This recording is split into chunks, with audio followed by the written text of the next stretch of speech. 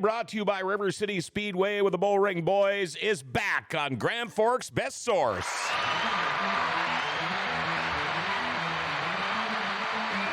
Focus. There we go. Chad Hoff, the other half of the Bullring Boys, is back. He's been gone for a while. I'm glad he's back. Want to give a big shout out to Northwest Tire for always bringing you a Dirty Thursday. Got the big buy three, get one free sale going on all through the month of July with your Northwest Tire credit card. Or you know what? If you buy the big truck tires, how about buy 7 truck tires and get one free with your Northwest Tire credit card? They are open from 7:30 to 5:30 Monday through Friday, 8 a.m. to noon. On Saturday, you can call them up, 780-TIRE. Actually have a guy in here that knows a thing or two about Northwest Tire. To my immediate right, welcoming back to the studio, Chad Hoff. How are you, man? There we go. That one. It's that one. I'm doing good, buddy. How are you? I'm doing good. Glad to have you back. Yeah, I'm glad to be back. It's busy life, right? So trying to be back and have some fun. We got some things to talk about before we talk to our guest. Mark Dobmeier is in the house. Yeah, I'm already getting texts from people that want his autograph. Picture. Yep, picture, all that stuff. Oh, yeah. Have any questions or comments? They love the way he walks. They do. Oh, yeah. Wait for the office girls. We're going to take a little walk after this. Oh, boy. Yeah. It's big time. They found out you were coming today, and they were hoo. Oh, yeah. Heard a couple of woot-woots and the whole bit. In fact, they were just hanging out, and I'm like, I thought they were woo-wooting for me, and it was not me. It was not me. I said, he'll be here any minute, and then Chad comes walking down the hall, and they're like, that's not him. No. Have any questions or comments? My shadow can cover him. Make sure you text or call us, all right? Our number is 701-213-0863, 701-213-0863.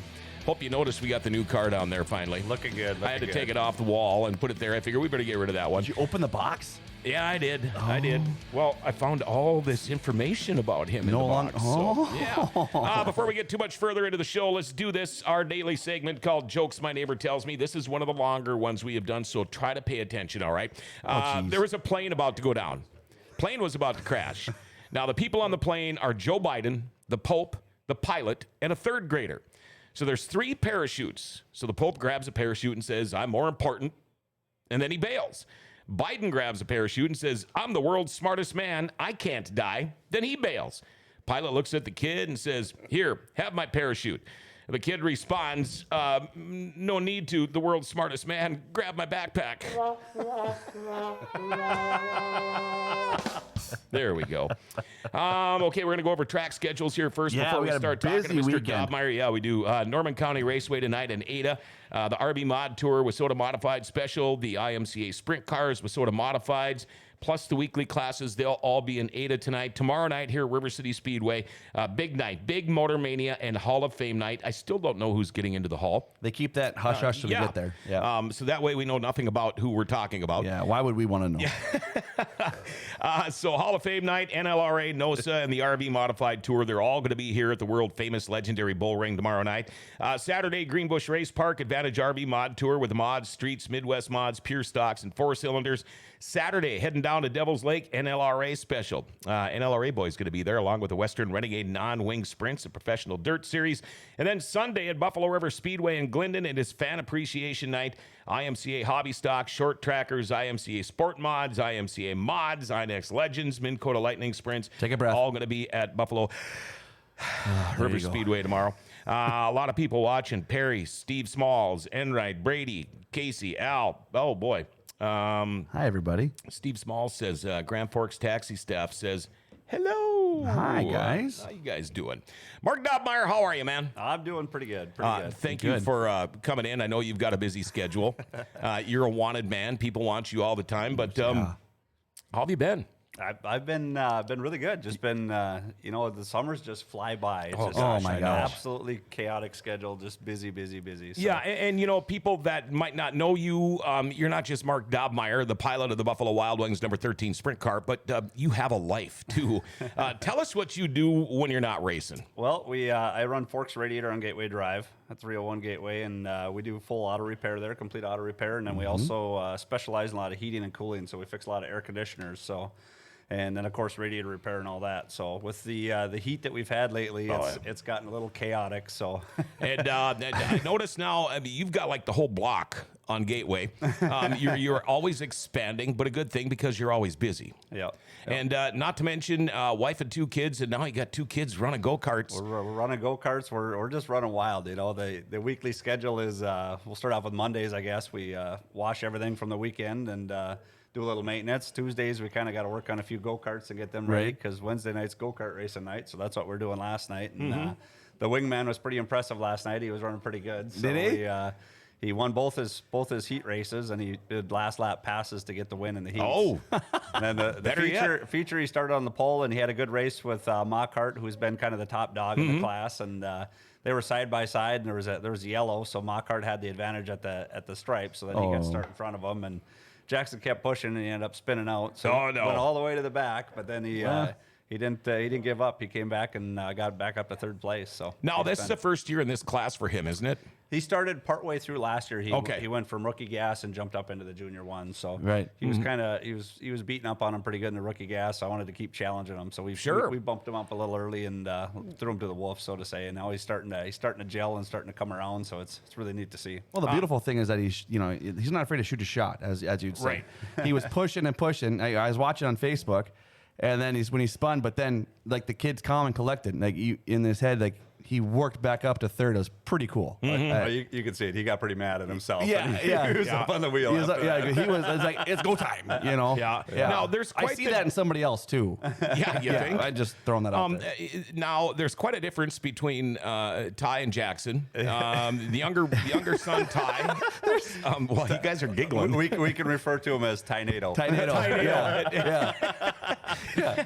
And we giggle because it's so true. It is. I mean, I can remember being out of the shop, just hanging out for a little while, and there goes Ty running by the garage door naked. Yep. It's like, it's just Ty-nado, don't worry about him. Yeah. Comes in fully clothed, all of a sudden, just takes everything off and runs out the door. Yeah. I'm looking at, I finally got your Buffalo Wild Wings car out here, but now this card is probably a year or 2 old, but so I know the numbers have gone up. 254 total career feature wins, 165 NOSA feature wins, most all time. 67 career Houston Speedway feature wins, second most of all time. Now. Okay, 68 after Sunday. 69. 69. That's right, because we won last year. That's a really old one. Yeah, well, okay. Yeah. All right, this is what I got. No, you're good. I know these should be right. 6-time Houston Speedway track champion, 5-time River City Speedway track champion, 2017 Jackson Motorplex champion, 3-time World of Outlaws feature winner, 2-time Silver Shootout winner at Houston's, 2-time Buffalo Wild Wings Blazing Challenge winner here at River City Speedway, 2 career Knoxville Nationals A-Main Top 10 finishes, 1 All-Star Circuit of Champions win at Houston's, 2011 Knoxville Nationals prelim night feature winner. I remember that night. And 2007 Knoxville Raceway Rookie of the Year. You need a bigger card. You got all that stuff And on to there. think, we get to watch this guy race every Friday. Well, that's just, it's phenomenal to see that. You talk about his week. Let's look at let's look at your weekend. Okay, we had guys come from the Bumper to Bumper series. Great people, by the way. Both announcers, trackside, and the main announcer. Awesome people. This is the first time where somebody actually came to our racetrack and didn't take over the show. You know, they're like, hey, what can we do? What do you do? What's this? And it was so cool. Chatty Maddie was amazing. Chatty Maddie was hilarious. She was so funny. And she's 19 years old, and she's got so much room to grow in this business. She does a great job. Ray up in the booth. Is it Ray, right? Yes. Okay. Yes. He Mohawk guy. I wish I had hair. That was awesome. Phenomenal voice, too. Yeah. It was so cool having him him knocked sing. out that national anthem. So did you, by the way. Thank you. We asked for him to record that for us because that'd be awesome to play that. Yeah. But Chatty Maddie's boyfriend geeks over you. So she was talking, where can I go to get Mark Dobmeier stuff? Oh, I said, he's easy to talk to. Just go down over here. But night number 1 turned out really good. Podium finish, wasn't it? What, did you finish second? Yeah, we finished third. Third. So podium finish with the second night. We had some issues. All of a sudden, I'm watching your car, and you and Thomas Kennedy were going up really nice.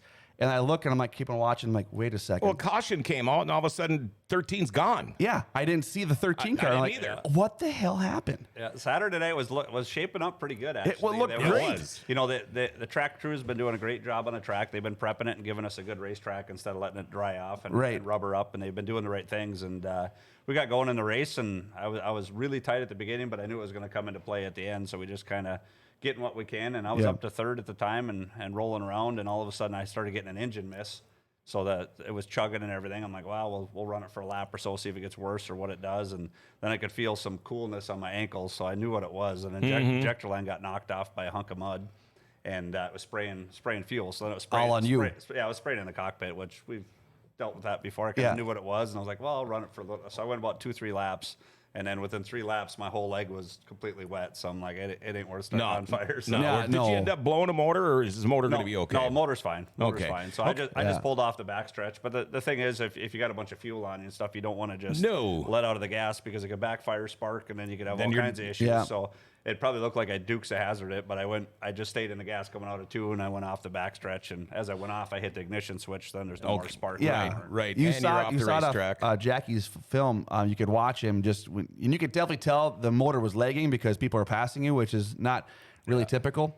But when you came off the backstretch, you could totally tell you were not messing around. Like something, I don't know if it was something going on, whatever. But if you didn't know what was going on, he just dived off the back, turned it around corner 3, and then the car was like way slow. So you had to shut the ignition off there, and then it was. I shut it off just to just get out of the way. So Yeah. And you know what got me was I didn't see that last corner pass. Nobody So did. all of a sudden the guy pulls into victory lane, and I'm like, what the hell's going on here? I thought Thomas Kennedy won the whole time. I did too. And I'm 100%. like, wait a minute, these guys didn't do that good. And all of a sudden he's got the belt. Yeah. And then I watched the replay and went, oh, it kind of looked to me like the 21K maybe let off just a little bit there coming out of 4. I don't know, but all of a sudden on the outside he went right by him. Him and Hastings were racing so hard, and they were, the slide jobs were phenomenal. They're going back and forth, and Yes. so they were trying to protect eeach other from sliding each other. They were slowing each other up, essentially, is what they were doing, but it's so they couldn't open it up for a slide job. So they were both protecting the bottom, and then Blackers just came around ripped the the corner. top, Oh and my gosh. he nailed that top at 3 and 4, and it. Well, and I was asked him the first night they raced, they didn't look like they were very comfortable. You could definitely tell the uneasiness and stuff. So I asked the guys that next night, I was like, hey, do you guys race with open corners or do you guys race with like wall corners? Because we're open corners here, and obviously the first night we saw some pretty nasty rollovers. But I was like, does that make you guys nervous? No, we race with that. We just don't have the banking that you guys have here. So that second night, I said, well, then you found the River City's cushion then, and you rode that because that's exactly what happens here. As long as that makes up there and you can work that top groove in, you got a phenomenally fast car. Yeah. So and it goes down to the track prep again. They did, like I said, they've done an amazing job out Right. there. It started off heavy, but then it started opening up, and you could see them slide jobs back and forth. That means there's enough cool. grip on the bottom where, like, even the last lap, Kennedy and Hastings were both on the bottom, trying to get by Yep. each other, but they had enough bite where they still took. It's not like they were sitting ducks. They were still had good traction, but yet that top was just starting to come in where it was a little bit faster, and it was amazing setup. It's just fun to see when it comes down to a last lap. pass like when that. you got out of the car, did you go right to the trailer so you can get up and watch? Yeah. Well, we pushed back and whatnot. Then I jumped up and so I could watch it a little bit. So That's just okay. So then fast forward. That night, obviously, you figure what was wrong, fixed her up. And Sunday morning wakes up, you're headed to Huset's, and you phenomenally kicked tail down there, my friend. yeah, it was a good run. We went out late in qualifying and was able to salvage a lap. I think it was like 9th or something like that. And the way that setup is there, I'm gonna have to win that heat race, and then that should put me in the redraw. And then we're able to start on the front row of the heat and take the win there. And then I got to thank Max Lunster and Jackson Dobmeier for drawing my card for me because everyone knows I can't do a pill draw. Yeah, no, I know.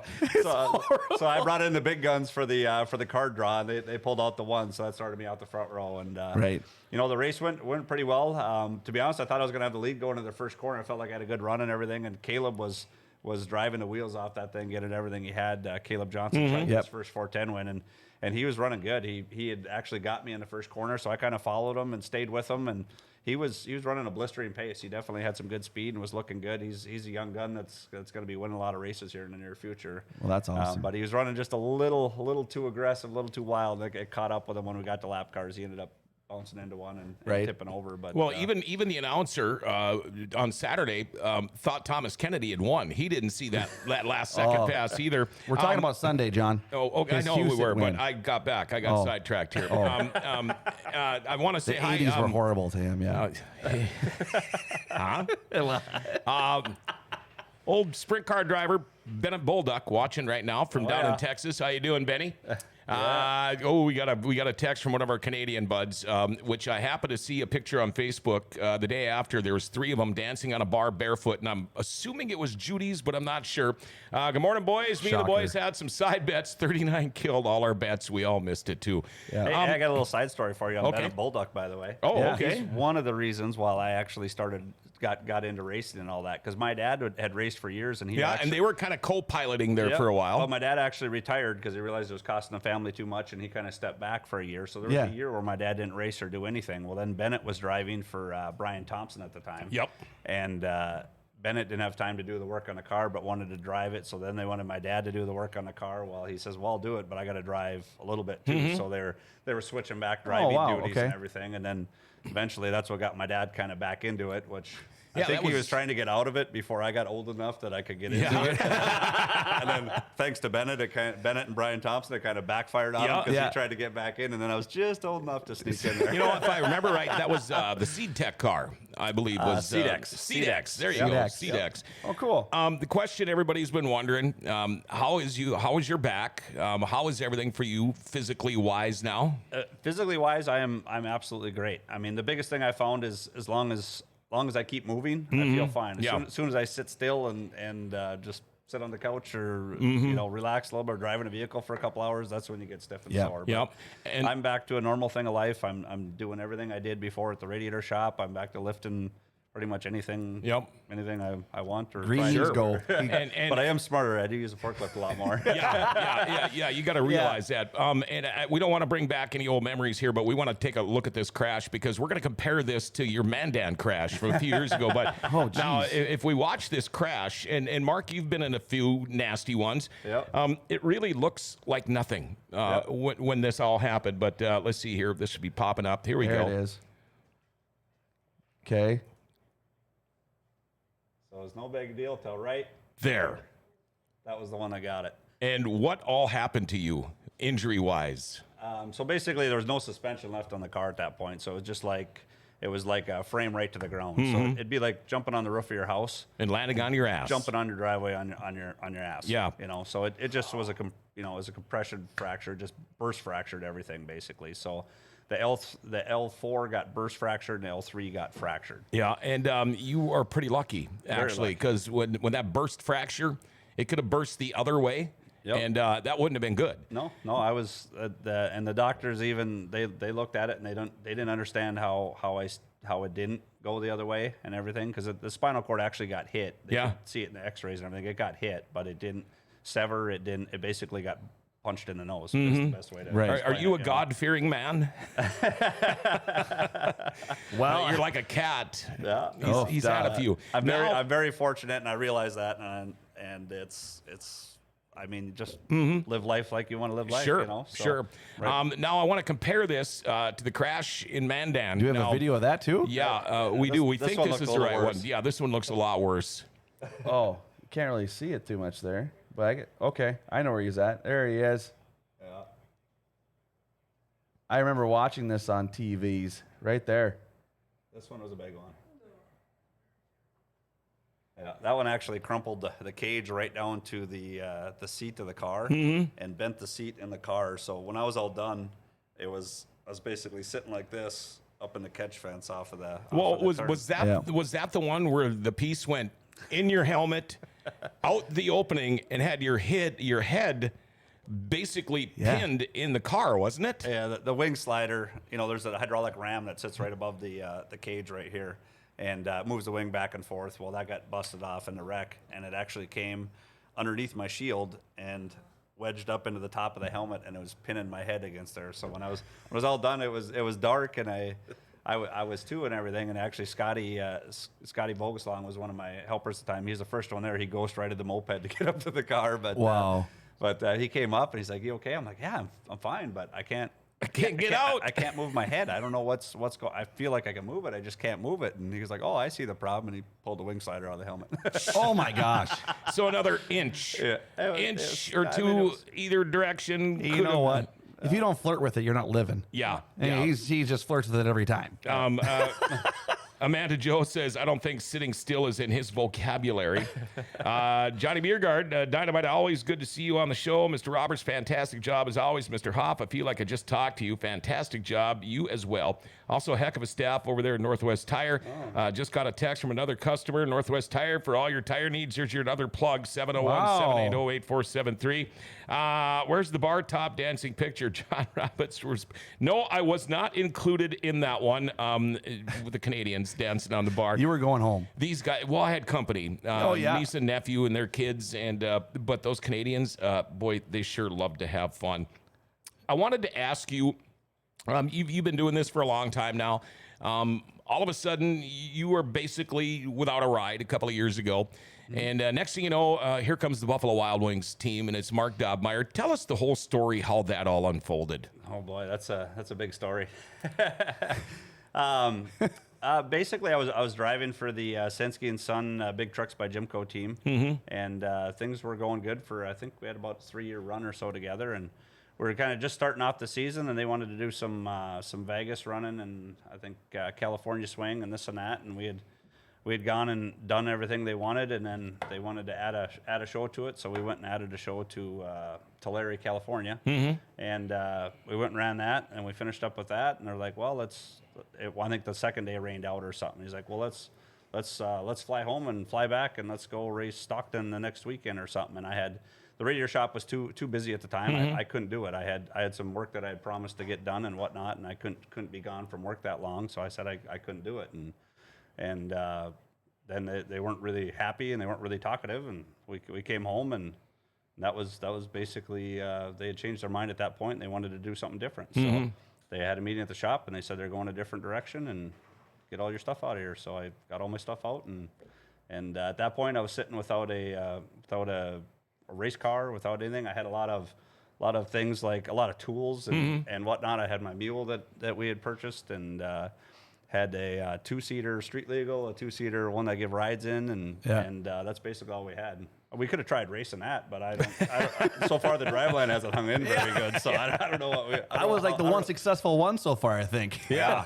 And so how did the Buffalo Wild Wings thing come upon? It was, honestly, this was probably the most chaotic month and a half in my entire life. It was kind of crazy. I'd done racing my whole life. I'd always driven for other people, and I was just finally faced with, like, God, what do I do? But when it was all done, I actually had relief off my shoulders, because I really wasn't having fun the way it was anyway. And I've always said, if it's not fun, I'm going to do something different, And so I just kind of reflected a little bit, and so I started spreading the word. I was like, hey, I want to get in. I want to stay into racing, whether it happens this year or not. I don't know. I didn't know what the outcome was, but I knew I didn't have a shop to work out of. All I had was my 2-stall garage, and had no shop to work out of, and I had no race car to drive. So I started Mark Dobmeier Racing, and I figured we'll start this company, and we'll see if we can get enough people behind us and see what we can do. And so I started it, and spread the word also that I was looking to buy either a series of shops where I'd maybe use one, rent the other ones out, or I was looking for a house with a shop on it. And honestly, the stars aligned in so many ways. What they did in that month and a half. It was absolutely unbelievable. I ended up coming across a house that I could purchase that had a shop on it, and some cold storage, and basically everything I needed ready. So we ended up making a deal on that. And then about the same time, I was the same time that I'd got fired from them, Buffalo Wild Wings announced they were selling everything. So I'd contacted them about possibly purchasing everything and kind of seeing where they're at and whatnot. And they basically, they were running almost a full-fledged outlaw team, where they were running all over, and they had hired drivers and hired crew and the whole 9 yards, and they just decided they had enough, and they were getting out of it. Yeah. I don't think they wanted to get out of it completely. That's obvious. Yeah. Obviously. So it worked out really good. I was able to purchase all their equipment. So it was basically a turnkey operation: truck, trailer, cars, motors, everything that we needed. So I was able to do that, and then they stayed on my car as a sponsor for several years to come. So, and not to mention the LaHaye family, awfully good to NOSA Sprint Car Racing all the time. Nobody realizes the amount that Todd and Susan LaHaye's put into the sprint car racing in general, but especially in this area. Yeah. Like, And he watches everything, and he tries to help out the promoters. He tries to help out the racers. He tries to do everything to make this whole thing grow. The man is absolutely amazing. Like, you don't like it's there's a lot of things he does that people don't know about. Exactly. And I saw them actually up in a little suite on, I think it was Saturday night. So I barged in just to say hi and thanks for all they were doing. But I don't get to talk to him very often, but it was a lot of fun to talk to him. I tell you what, we got to take just a little bit of a break here. That was an awesome story. That was an awesome story. Never heard the Mark Dobmeier story. So wow. Yeah. That's cool. Okay, break Wanted time. to get that out there. Hey, yeah. Let's talk a little bit about Valvoline Instant Oil Change. You know, life never seems to slow down. Everything needs to be done like yesterday. How about that oil change? Don't blow it off. Stop into Valvoline Instant Oil Change. You know, usually you're in and out of there 15, 20 minutes. They do tranny and coolant flushes. They'll rotate the tires and the batteries. When you get your oil changed, you're going to top off your fluids. They check your tires, your battery, your lights, your wipers, your cabin air filter. If you own fleet, they'll give you a discount. If you're in the military, you get a discount. You can text and email invoices and coupons. And here's a real cool thing. If you mention Grand Forks Best Source when you get your oil change, they'll knock $10 off your oil change. They're open Monday through Saturday. No appointment needed. Pickup and delivery is available in Grand Forks too. Valvoline Instant Oil Change for complete oil change and more. They're at 3325 South 38th Street. Or you can call them 701-780-8462. But make sure you tell them that Grand Forks Best Source sent you. Mark Dobmeier back on Dirty Thursday, brought to you by River City Speedway, along with the other half of the Bullring Boys, Chad Hopp. Now, Mark, in the last how many years, you've never really chased NOSA points. I mean, you are all over the place, and we'll talk about that. But are you kind of, I mean, you're leading the points now.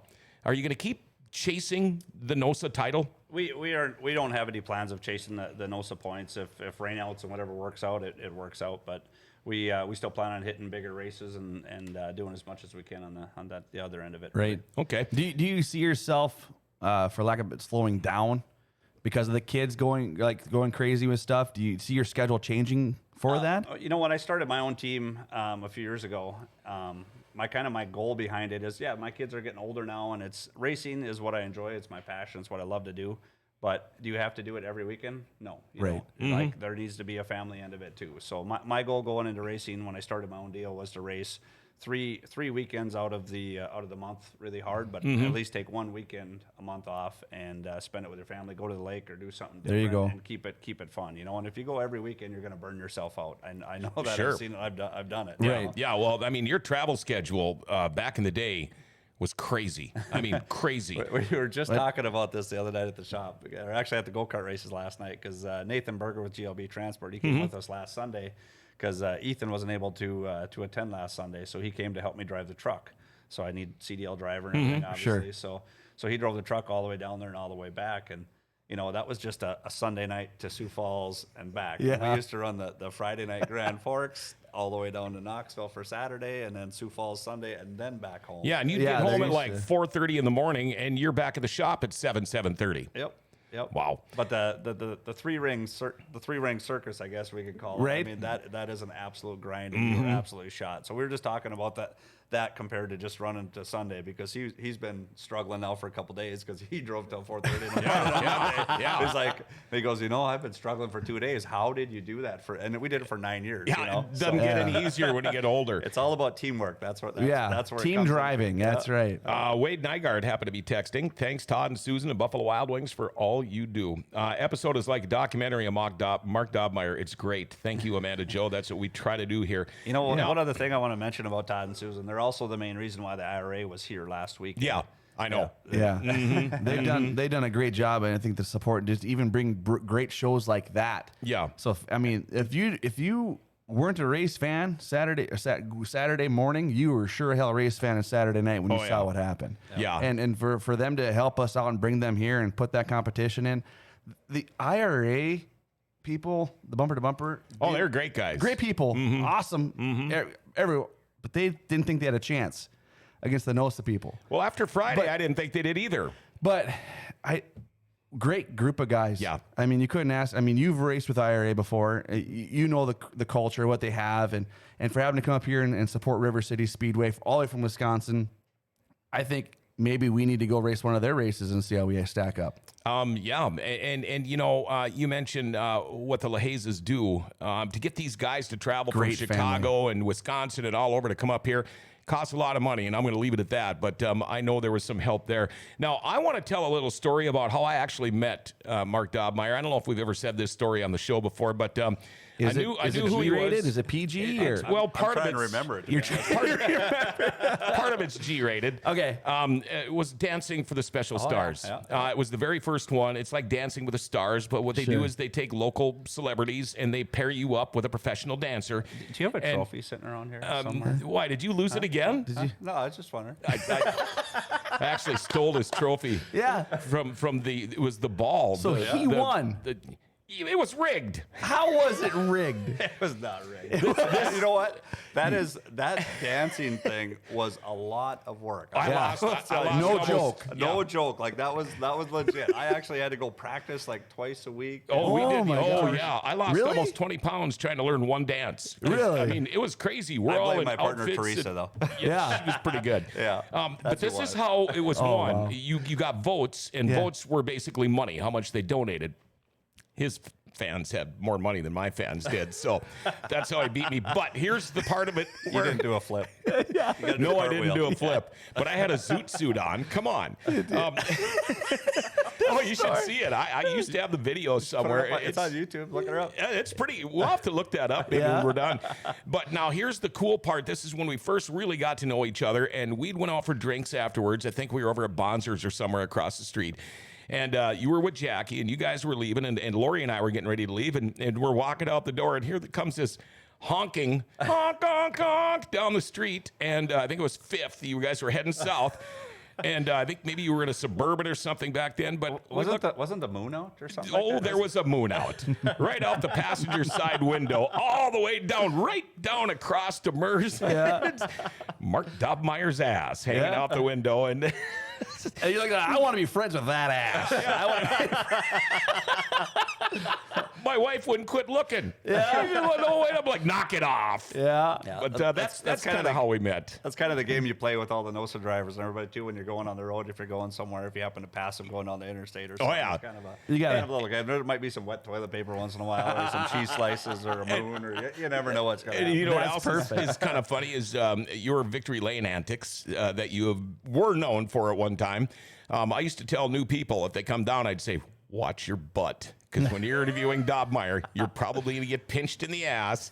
And then you watch him, and all of a sudden you'll see the announcer holding the microphone, and then they'll go. I'm up there laughing. I told you. Yeah. Oh, man. Schedule for the rest of the year. What are you thinking? It stays pretty much wild. The rest of this year. This weekend is a little bit of a lighter one. We just race here Friday, and then I actually have Saturday off, and there you go. Saturday at home, and then Sunday we'll go down to Sioux Falls again.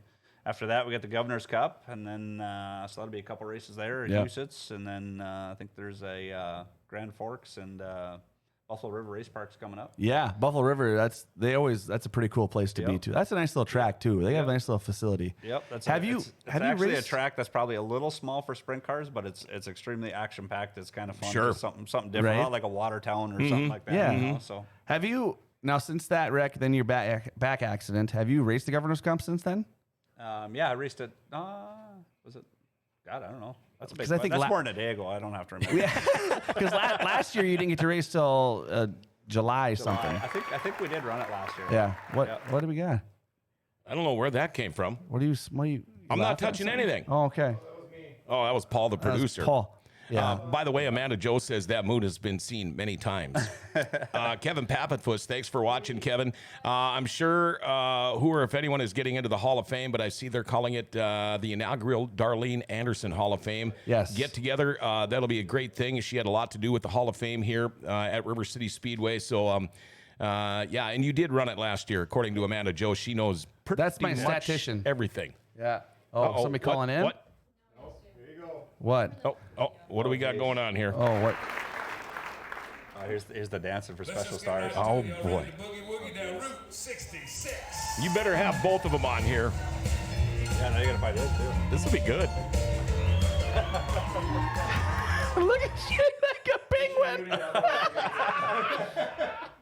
This is actually it gets better. It gets better. It gets better? Oh, yeah. Well, we got to find That's the good. actually a workout by the end of that. Like you are. Oh, you're puffing sweating and your ass puffing. off. Really? Yeah. I need the oxygen for sure. Where did the music go? We're missing. If If I have the music, it'll probably get flagged for copyright. Oh, sure. Okay. Oh, look at that. Oh, there goes my back. That's what my back would go out right there. It's weird watching somebody dance with no music. Right? Well, It's not near as impressive now. right. He's probably sitting there counting 5, 6, 7. Yeah, I am. that's what I was doing too. Look at that. Yeah. That hit. Sap. Zoot, zoot. Oh, my goodness. Is it coming? Cartwheel? There's just some good stuff here. Look at this. Look, Oh, look at that. Whoa. I know what I'm doing, but Wait it a just took like a second. month worth of practicing It's to like do that. standing Look at up. all that. That's like standing up twister. Yeah. This is so what year was this, guys? Gosh, that was a long time ago. I don't even remember what year. It was the first annual. Yeah. And Teresa, by the way, boom.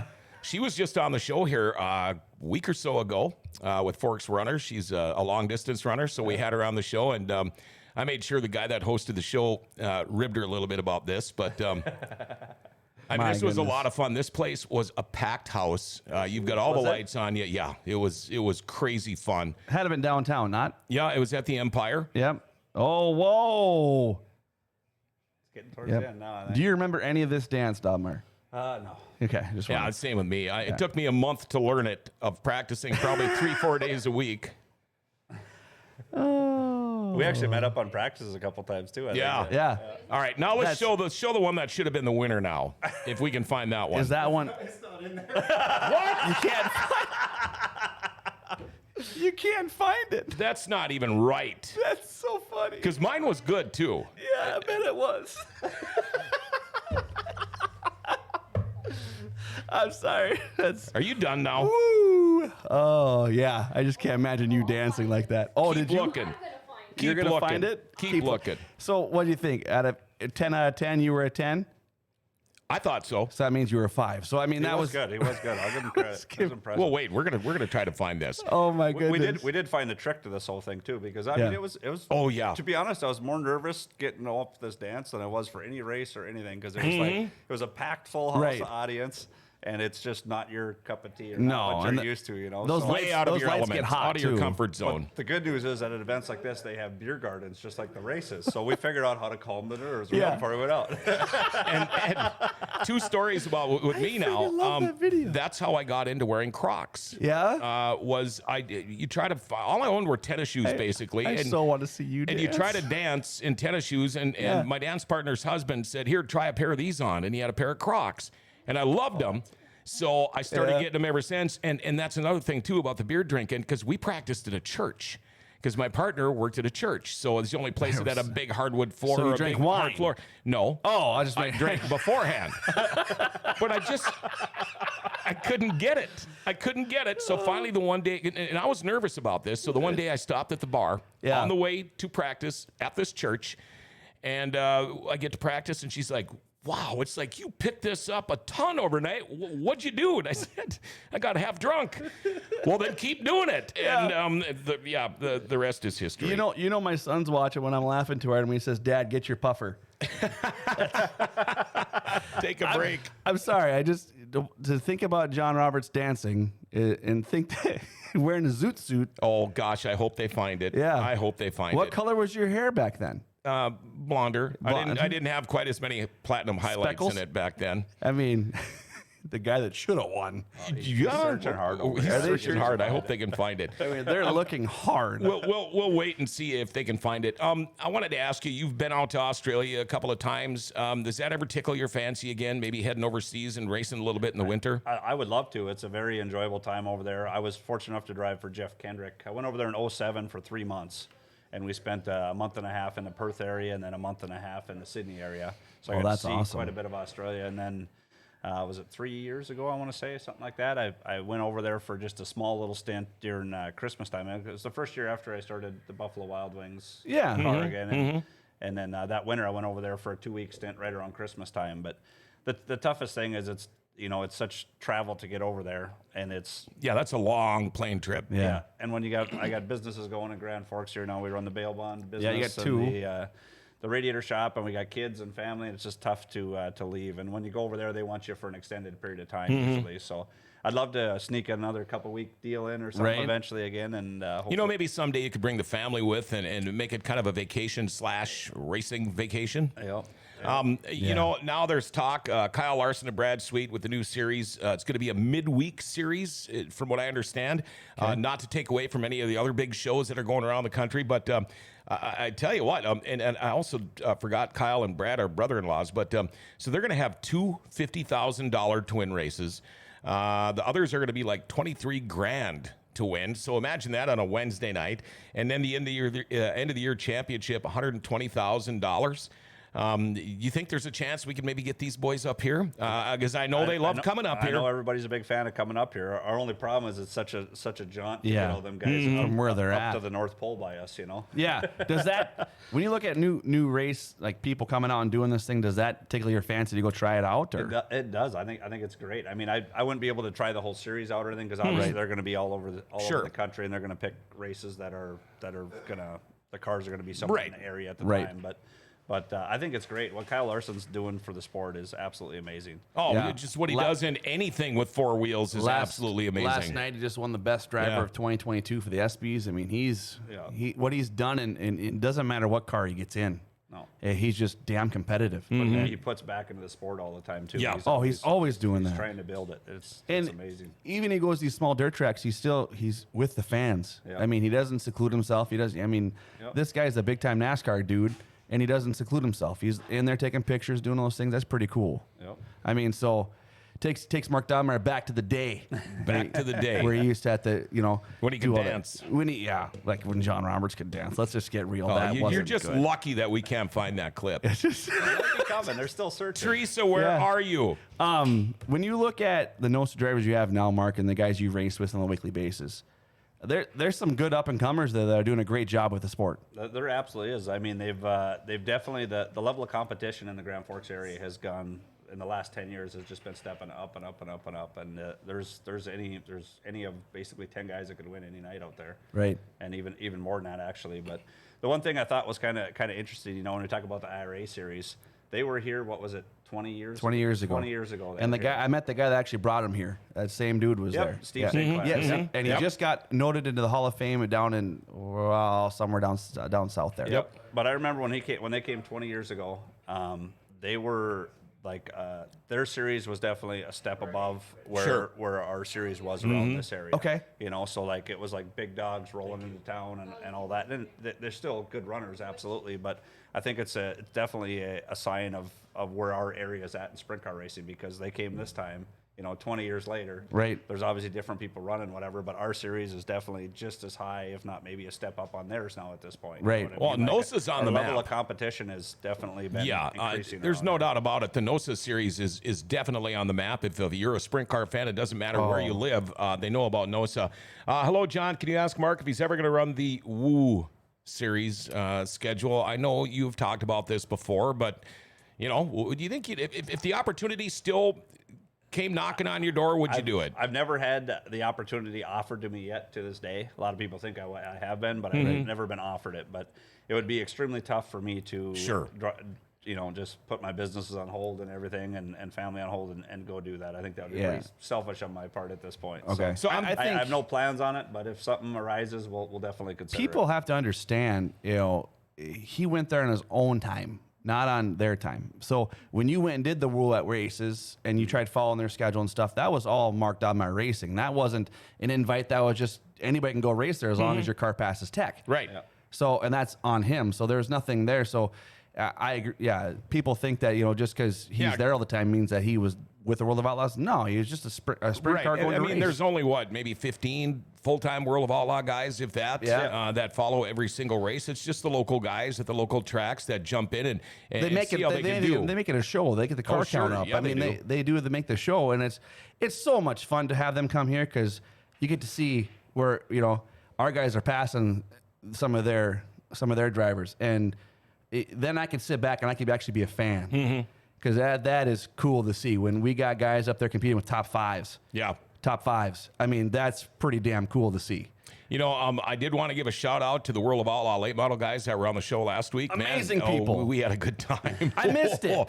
Whenever Brad Sang shows up with guys and he sits in the background, one, we did run out of beer.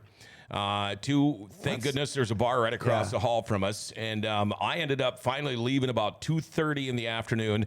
Those guys were still going strong at 10:30 that night. We can revert somewhere. back. Yeah, we can revert back to our first show here, our very first show. Oh boy, you were on Dobmeier it. was sitting right there. Brad was over there. We could have went on for hours talking just racing in general and just going through history. And I still think we need to get one of those, get to that show to where we can sit down and talk about the history of stuff and where it came from. And I mean, I had to explain to the gentleman, what was his name again? I'm sorry for the IRA that won the Steve Sinclair. Blackhurst. Blackhurst. Yep. He got the Wayne Anderson flag, and I folded it up and I gave it to him. And I said, "This is an amazing honor in our region. This guy actually was the godfather of NOSA. He brought sprint cars to Grand Forks."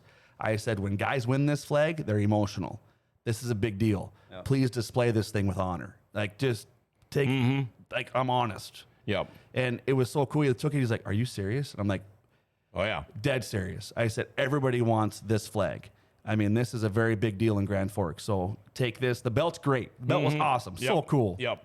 But to have that flag, I mean, when I was interviewing you and you won the feature race, you could tell it's a different kind of emotion when you win a Wayne Anderson Cup race. So I just had to explain to him, like, dude, this is a big deal here. This isn't just a flag. This is history that was supported here. That's way before my time. Yeah. So, and if I feel the difference, the nostalgic of it, I want to pass that on to them, make sure it was cool. So, and he took it with heart. So that was cool. Because I talked to, Dobmeier talks about him all the time. So it's just fun to, when you're a trackside announcer and you ask the question, each feature's cool, but how is the Wayne Anderson Cup race? And it's just a different emotion. So it's pretty cool. I wanted to mention when you went through the turmoil a couple of months here, a few years back, buying the new house, the new race team, and all of that stuff. The house you got now, wonderful place. Your man cave, it's in a barn. It's up in the loft. Yeah. And I it's heard it got smoky wonderful. one time. It got very smoky one time. Yeah. Fire alarms are going off. We had to open up were the you big cooking doors. again? Birthday cake. That's right, birthday cake. Yeah, That's right. You Some put explosive candles. It was explosive candles. Well, it's the candles that don't blow out. They didn't know it. And, so you could have blowing and them. Okay. there was a lot of them on there. You should have seen the fire. I mean, it like was a big torch. It was really? about this far from the ceiling because you're up at the top up there. But you've got a couple of massive bucks locked together that you were lucky enough to shoot deer hunting one year, and you have also added to the collection. And I have not yet got to see this, but I want to hear about this gator. This gator? Yeah. Oh yeah, the gator was a fun one. So my parents live in Florida. In fact, they actually just left on Tuesday to go back down to Florida for a month. For a month, Be down there and they'll come back again. So they've changed their residency to Florida, so you have to spend more time in Florida than you do up here. So sure. okay. My dad thinks they're watching them, so that's what he does. Yep. So Okay. I think that's his excuse to go You to get Florida. you get out of state taxes that way too down there. Yeah. So they live in Florida in the wintertime, and we always make a family trip once a year in February usually to go there and see them and hang out there for a week, and it's just a great family trip. Well, my wife had it's right around my birthday time too, so she had lined up ahead of time. She knows I always wanted to do this gator hunt thing, so she had I'll give her credit. She went and ramrodded the whole thing. She lined me up a tag and registered me and did all this stuff and lined up the hunt. So she told me when we got there, I didn't know about it until we got to Florida that year. She goes, "Oh, by the way, you're going on a gator hunt." Oh boy. It was me, my dad, and then Jackson all got to go. That's so cool. So yeah, we went to it was a farm deal basically. So we went around there, and they give you a fishing rod with a giant treble hook on it and a big weight, and you kind of figure out where they're at. You can see the little bubbles in the water and whatnot. You cast across, and then when you reel them Just back like in, swamp people. Yeah, exactly. I mean, it's the same thing. And then when you can feel them on the end of the line when the hook's like starting to go over their back. Yeah. Then you try snag them, and then it's like the biggest fish you've ever tried to reel in. 'Cause they got arms and legs and tails and everything, and it's the biggest fight ever to reel them up to the shore. And then once you get them to the shore, you Dispose of them. Dispose of them with a 9mm. And what So cool. Shoot him, Johnny, shoot him. Bruce, the guy that wears the overalls with the American flag, he was up here a couple of years ago. Home economy, yeah, and we hung out with him for a while. But so what has happened to that gator since you shot it? So then, it's what do you want to do with the gator? Well, you get the meat out of the tail. And Sure. So they have to, at the farm deal, they do everything. So they process it for you, everything, and then you can mount it or you can do whatever you want. Of course, I want to mount it. It's got to go up in the barn, right? You know?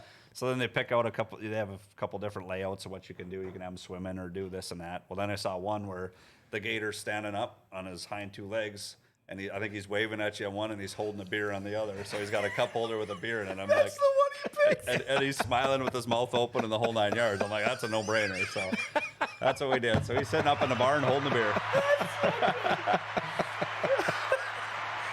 That is awesome. Yeah, we don't just talk about racing on a Dirty Thursday. On that same note, we got one more that's coming up in the barn. Uh-oh. So What? yeah, Now what'd but you it's get? not a gator, not a gator. Okay. It's something different. This is kind of my dad's cup of tea here. So down in Florida, iguanas are a nuisance. Oh right? boy, Yeah. be careful now. My wife might be watching. She is a lover. So he sets out a trap on his dock because he's on look at that. What's Look at that? Okay. In fact, it's funny we're talking about this because I just got a message from him today. I got to dig this up here quick. Really? Yeah. It's going to be a stuffed iguana. There it is. He trapped number 31 of the year today. Oh boy. 31. Yeah, that's number 31 for this year. Oh, wow. Traps him on his dock, and then if you catch an iguana, the rule in Florida is you have to kill it. Yeah. It's not Yep. you have to kill it if you capture it. So, Yeah, they're an invasive they crawl on his species. boat, and they're kind of a nuisance on his boat. Yeah, so they he are. catches them and Iguana takes care of poop them. is not very fun to clean up. Right? I Okay. know. But Okay. so on our vacations over the last few years, when we first started going, there was one giant iguana that would hang around there. And my dad was always like, I'm going to catch him. And we called him Iggy, I think was his name or something, Well, he kept trying to catch him for years. Couldn't catch him. Well, he finally caught him. Oh, man. And I said, we're mounting him. He's going in the barn. And he's like, okay. So he put him in the freezer and, we were going to mount him, put him in the barn. Well, then he found out what it cost to mount him and he threw him away on me. So I gave him so much heck ever since that because this thing haunted him for years on end, and it was just hilarious. Yeah. So Have nightmares I about gave your him so much iguana. heck. Well, now we had a bigger one that was hanging out, and he caught him the other day. So now he's at the taxidermist Oh boy. getting mounted. So we do have an iguana coming up there now too. I want to see the pose this thing's going to have. We used to have one, and you saw my tattoo. My wife and I have matching tattoos, but we had an iguana that was, probably 5 feet long. Yeah. Nope. About as thick as your leg. Nope. And the thing, we didn't keep it in a cage. It Yeah, was no. actually house trained. I'm not kidding you. And when he passed away, and oh gosh, help me if my wife's watching this show. Of course, it was a present that our son had given to her when he was very, very small. And to have this thing for 13, 14 years. And they have a lifespan of 25 years in captivity, if not longer. Yeah. But it died. It got poisoned by accident. But so she was all, not knowing what to do and bumming out about it and bring it to the vet and have it, burned or whatever they call it and fried and It's cremated, John. cremated. There you go. Thank you. Okay, go ahead with your story. Had it fried. I hit it. I put it in the front porch thinking the same thing. I was going to have it mounted and put it in my hunting cabin, and she found it, and oh, man, did I get in trouble. That was Yogurt. That was their Yogurt? pet, Yogurt. That was the name of the yeah. They don't do good with outside temperatures here. No, but in the good thing about an iguana here is in the winter, because they're warm-blooded, so they only eat like once a week. And when you feed them, they poop. And then they don't poop again until you feed them. So in the winter, you feed them once a week. You put them on a puppy pad. They go at it, and then they sleep for a week. In the summer, they eat every day, but we had a fenced-in backyard. I just throw them in the backyard after he'd eat. The thing is, you don't see a hole on those things, but you can hear them poop from about 20 yards away. So we But I have that thing in the backyard. Show's tanking. I'd have that we're thing running out of things to talk about, Mark. We're just talking about iguana poop. Just don't worry. Tell you what, though, when that thing was in the backyard, every crow in the neighborhood knew about it because they'd be hanging out in the trees in my yard just going ape about this. What the hell is that thing down there? We found one. I had a buddy of mine. Their neighbor had one, and I'd go to his house, and I'm not a reptile guy. I just no. According to Brittany, Chad would die. Yep, Chad would die. Chad doesn't like spiders, so yeah, it's weird. Anyway, so we were walking to his house, walk up the stairs, and there's an iguana down right by their garden, whatever the hell you want to call a window. Okay, I hit it with a stick. I just fucking hit it with a excuse my French. Sorry, that's swear jar. Swear jar.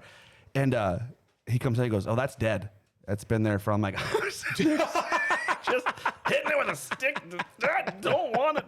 He's like, "Yeah, we're just waiting for a neighbor to come pick it up because he got out and it's got cold that night when he died." Yeah. Yep. And I'm sitting there, just hitting the dang thing with the stick, and he's, "Hey, quit, Chad. He's dead. He's dead." You know, they say iguana is pretty good to eat. Yeah. Tastes like chicken. Is but there anything else we can talk about right now? I mean, that's cool. You're getting one mounted. Yep. Okay. I got a question for you. Oh, no. We talk about family and all of this kind of stuff. We'll go back to racing here for a minute. Oh, for just 1 minute. Okay. Yeah. Only one.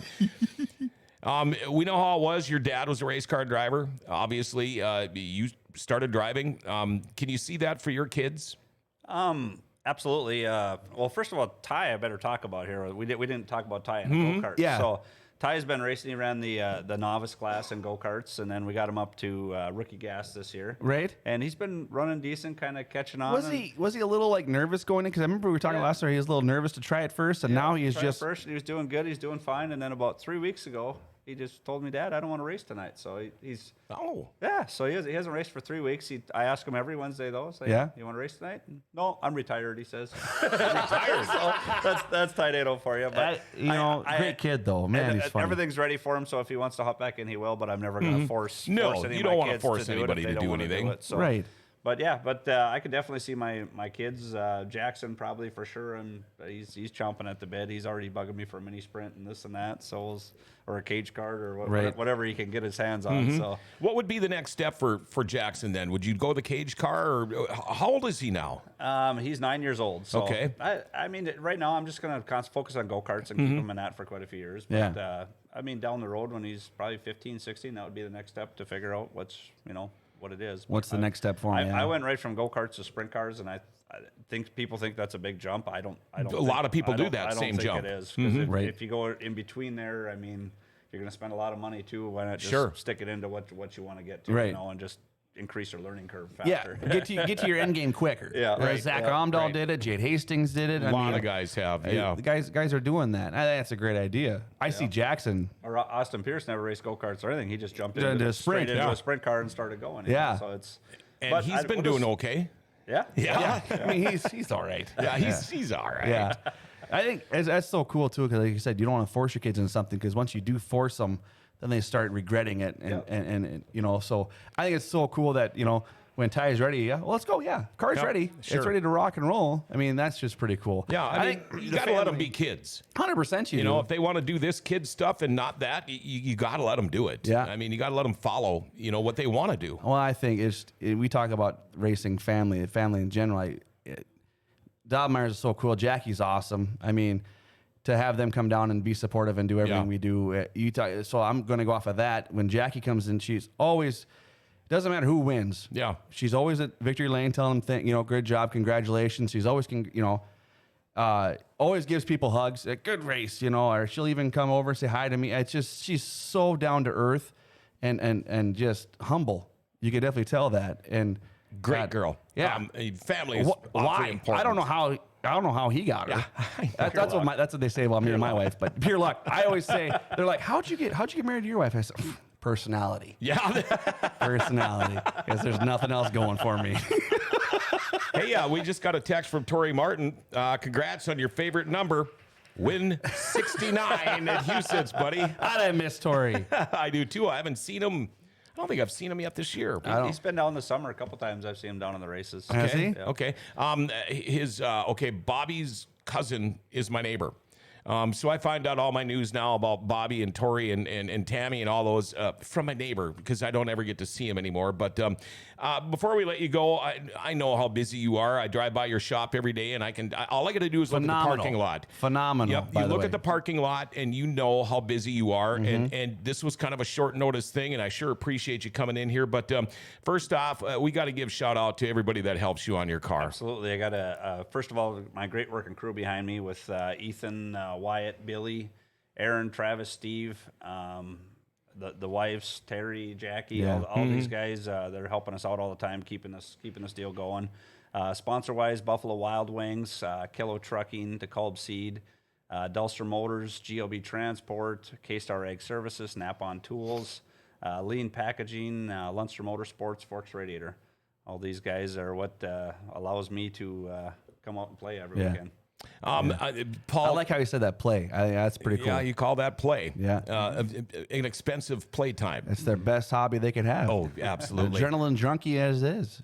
We've been talking a lot about this movie today. It has nothing to do with sprint cars, but Trading Paint. Have you seen it? The late model movie. It's John Travolta. John Travolta in it. I haven't seen it. Check it out. You know how hard it is to make a realistic movie about dirt track racing? It's like watching a realistic movie about hockey. Yeah. It's so hard to do, but you have to check it out. It's kind of good movie, and I know it's going to be coming up here probably in a few weeks. On big screens and TV streams, so I can't wait. They want me to actually sit in on this show. So schedule for you this weekend. This weekend is just Grand Forks Friday and then Sioux Falls on Sunday. Okay. When do you get time to go to the lake, ever? Well, Saturday I could, but I think we got some stuff around home we're going to take care of this Saturday. You got to do that once in a while too, don't you? But the 4th of July weekend, we had a great one. We went out there and hung out all weekend at the lake. That's so awesome. It was a blast. Yeah. Sometime between racing, lake, and stuff, there's also a yard to take care of, and That's one part where I'm very fortunate. My mom and dad actually helped me a lot with the yard. They enjoy mowing grass and everything. Sure. So we got That's 5 sweet. acres out there, so they usually come out and take care of the grass. But now that they went to Florida, it's different. I'm going to sweet talk Jackson to jump on lawnmower. and he's to the age now where he's probably can do that. But it's nice. I love mowing too when I don't have to. Yeah.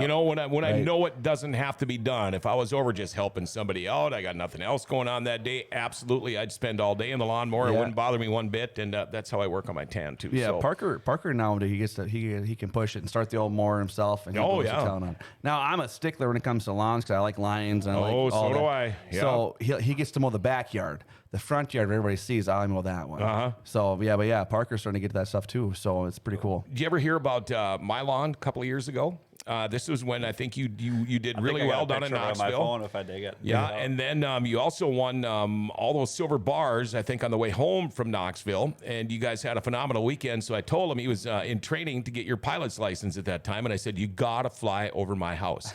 Well, I got 6 acres. My backyard used to be a driving range at a golf course. So I had mowed this ginormous number 13. He carved it in his backyard. Out of my backyard, and he flew over and took a picture and sent it to me. So, man, we had a lot of fun. Yeah, we did.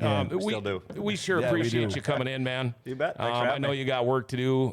Normally, you would be heading over to B-Dubs right now, but you changed that day now. Change that to Fridays. Yep. Change that to Fridays. So now you're going to have another long break tomorrow for lunch, I guess. But good luck tomorrow night. Yes. We love having you on the show. Yeah. Thanks for having me, guys. Thank you. Thanks for everything you do for the sport, Mark. Really awesome.